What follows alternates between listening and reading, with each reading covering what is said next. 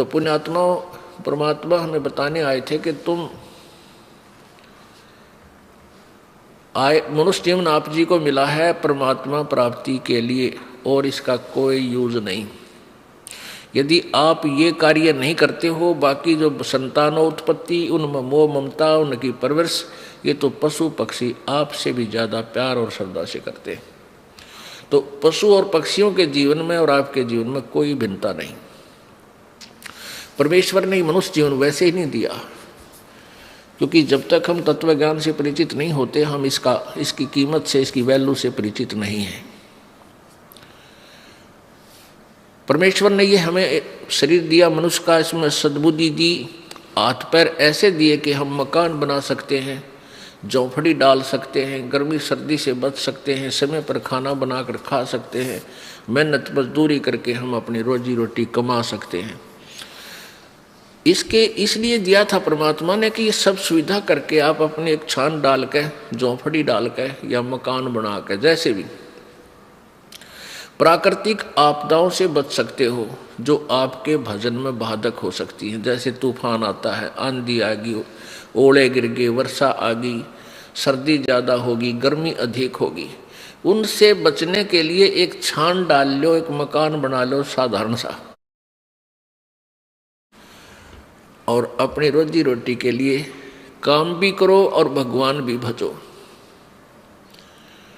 पुण्यात्माओं, काल ने इस कलयुग में सारे हथकंडे अपना लिए कि ये भगवान भक्ति ना कर सके ये मनुष्य।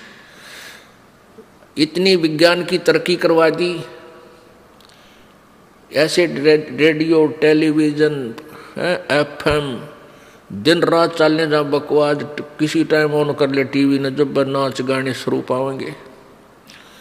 मोबाइलों के अंदर सारी बकवास भर लो, सारा दिन कान का लाए रहो, दूसरे ना पता के कर रहा, कान में ला और जेब में डाल ले, सुने जा बकवास सारा दिन। और फिर अब ये शिक्षा बना दी। अब शिक्षा इसलिए आवश्यक थी, काल ने तो बनाई है हमारे को भगवान से दूर करने के लिए, यह शिक्षा का स्तर। और परमेश्वर ने पता था कि यह शिक्षा स्तर आवेगा, शिक्षा का समय, तो मैं अपने बच्चों को अपनी पहचान बता सकूंगा, सदग्रंथों को दिखा सकूंगा। और जब आपको ज्ञान हो जाएगा, फिर आपके अंदर वो दोष नहीं रहेगा जो शिक्षा से उत्पन्न हुआ। क्या हुआ कि अब कितनी फैक्ट्रियां, कितने प्रकार के ये सरकारी कार्यालय खुल गए, इनमें जो एम्प्लॉइज हैं, कर्मचारी अधिकारी हैं, अब ये बहुत बिजी रहते हैं। आप देखो बैंक में एक कलर को समय नहीं लगा रहता है। फिर वो सारा दिन तो वहाँ डिस्टर्ब माइंड आते फिर क्या गुटी लाओगा या फिर टेलीविज़न चलाओगा मनोरंजन के लिए, और फिर पढ़ कर सो जाएगा, तड़के खाकर रोटी सवेरे फिर भाग लेगा। तो और पहले क्या होता था कि सब कोई भेड़ बकरियां पाला करता, कोई गऊ पाल लेता था, कोई वैसे मजदूरी कर लेता था छोटी मोटी, कोई मानसिक ऐसा काम नहीं था, ना किसी का टेंशन थी। परमात्मा टाइम पर टूक दिया करता था, भगवान पर आश्रित थे, वर्षा के लिए प्रार्थना करते रहते थे, मालिक को याद करते थे। तो भक्ति का तो समय वो था बहुत बेस्ट। और अब काल ने ये सारे हथकंडे अपना लिए। इनमें से एक शिक्षा भी है जो डिस्टर्ब करने के लिए हमें इतना ये छोटे मोटे खिलौने बना लिए, कोई जहाज बना लिया, रॉकेट बना ली, और इन्हीं से हम मान बैठे कि हम भगवान से भी सुप्रीम है। नहीं, ये भूल है जीव की। अगर 2 वर्ष वर्षा ना हो, परमात्मा दया ना करे, और जैसे पीछे हाहाकार मच गई थी, ग्लेशियन खत्म हो गया, और पानी भी नहीं रहेगा, ये हो जाएगा, ये जो चाहे सो कर दे। अब इतनी बर्फ गिर दी, ग्लेशियन कर दी सारे का। तो हम क्यों ना उस मालिक से अर्ज करें तो सब कुछ ठीक कर दे। विज्ञान तरीके से हम कितना क्या कर सकते हैं। तो अगर 2 वर्ष वर्षा ना हो ना, ये सारे रॉकेट, ये जहाज उस एयरपोर्ट पर खड़े खड़े जंग लगाए, इनका कोई बैठनिया नहीं पावे इनमें, न ये टेलीविज़न देखे, क्योंकि पेट ना भरेगा। बकवास तो जब आवे, जब हमारे अंदर समय पर टूक मिल जाए प्राणी को। एक बार अकाल गिर गया था, एक भयंकर अकाल गिरा था, और 2 वर्ष पहले तो 1 वर्ष का अकाल बहुत होता था, तो उसमें इतनी हाहाकार मच गई कि जो दिल्ली के सेठ और राजा लोग होते थे, जो नान पुलाव खाया करते थे, उन्हें रोटी भी ना पाई, घास तोड़ तोड़ के खाए, धक्के खाते अंडे और मर गए भूखे। तो परमात्मा कहते हैं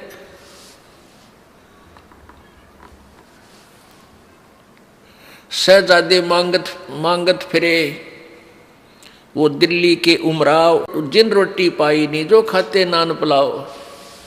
तो 1 वर्ष भी परमात्मा का झटका इन वैज्ञानिक या किसी भी सिर फिरे पर कतई नहीं उठेगा। इसलिए परमात्मा हमें ये याद दिलाना चाहते हैं कि मनुष्य जीवन आपको इसलिए मिला था कि आप परमात्मा की भक्ति करो और पीछा छुटा व्याह से। तो जैसे अब मानसिक काम ज़्यादा हो गया, मानसिक काम नहीं है, उनको टेंशन बनी रहती है। क्यों? पैसे वाला शराब भी पीवे, बकवाद करे, सारे उत्पन्न करेगा। तो शराब पी कर आता है घर में, उसके पत्नी और बच्चे उससे दुखी हो जाते हैं, टेंशन का कारण बन गया। कोई भी घर खाली नहीं रहा जिसमें कोई नशा ना करते हो। या बिजली क्यों गिर गई? क्योंकि काल नहीं चाहता कि ये प्राणी भक्ति करे। मान लीजिए कोई एक घर का सदस्य उपदेश ले भी लेता है तो बाकी शेष जो है वो सारे आन उपासक, और कोई ना कोई बैल, कोई मांस खाता है, कोई अंडा खाता है, और कोई शराब पीता है, कोई तम्बाकू पीता है। और फिर आन उपासना में इतने गहरे रंगे जा चुके हैं कि उस सत साधक के साथ संघर्ष शुरू कर देते हैं, उसके नाम को भी खंडित करवाने की चेष्टा करते हैं। ये काल का जाल है।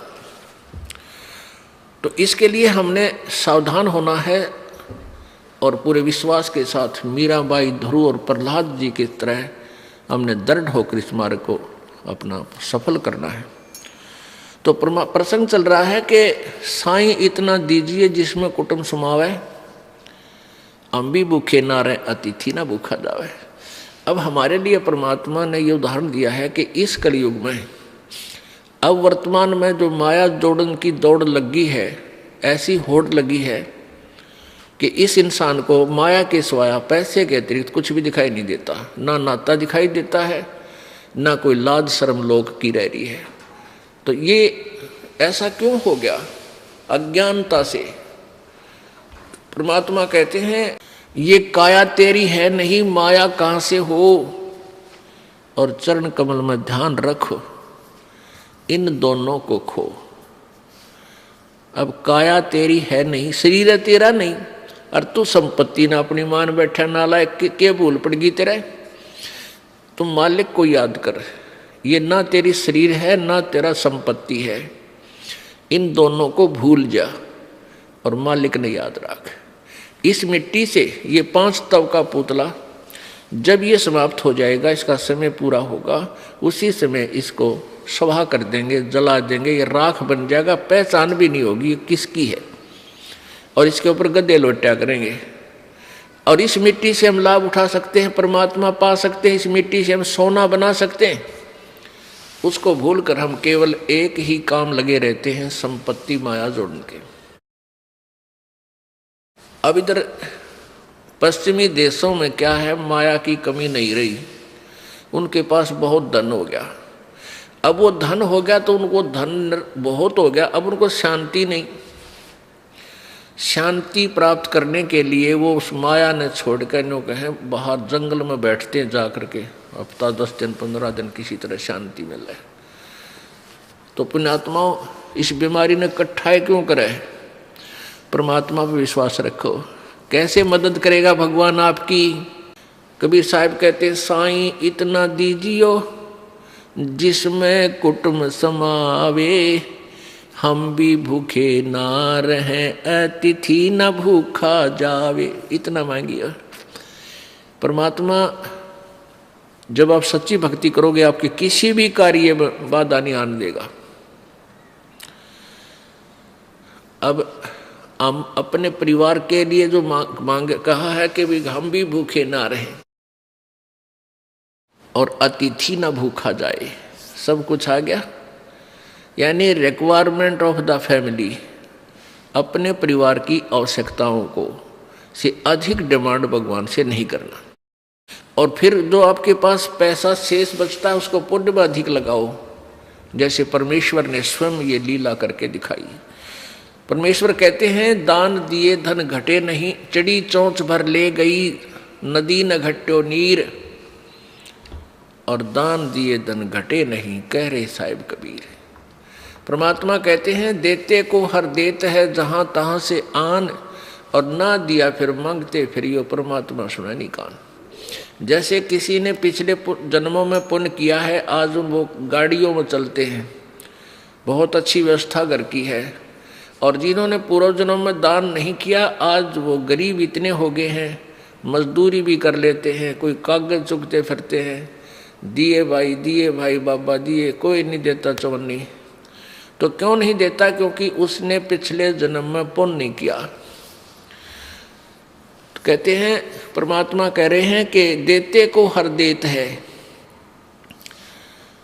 किसी ने दान किया है पूर्व जन्म में, तो आज भगवान उसके ठाठ कर रखे हैं, और अब भी दान करोगे तो इस जन्म में भी मिलेगा आपको, और अगले में भी, नेक्स्ट में भी मिलेगा। और दान करोगे ही नहीं तो दोगे, मिलेगा कहाँ से? देते को हर देत है जहां तहां से आन। और जिसने दान नहीं किया, नहीं दिया, सो मांगते फिरियो, परमात्मा सुने नहीं कान। धर्म बिना दापे नहीं, ये प्राणी प्रपंच, आस बिरानी क्यों करे तन दिया हो तो संच। एक समय परमात्मा कबीर जी जब यहाँ वो परमेश्वर बनारस के अंदर काशी में लीला करने आए हुए थे, वो यही ज्ञान प्रचार किया करते थे जैसे दास आपको बता रहा, जो परमात्मा ने, परमेश्वर कबीर जी ने 600 वर्ष पहले अपने मुख्य ज्ञान में, तत्व ज्ञान में बोला था।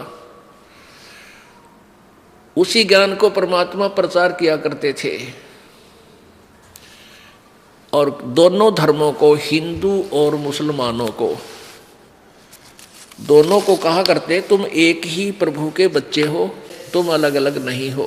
तुम आपस में झगड़ा करते हो, एक दूसरे को हीन सिद्ध करने की चेष्टा करते हो, ये तुम्हारा व्यवहार ठीक नहीं, क्योंकि तुम परिचित नहीं परमात्मा से। हिंदू को कहते थे और मुसलमानों को भी समझाते थे कि तुम जो साधना कर रहे हो, तुम्हारी साधना ठीक नहीं है।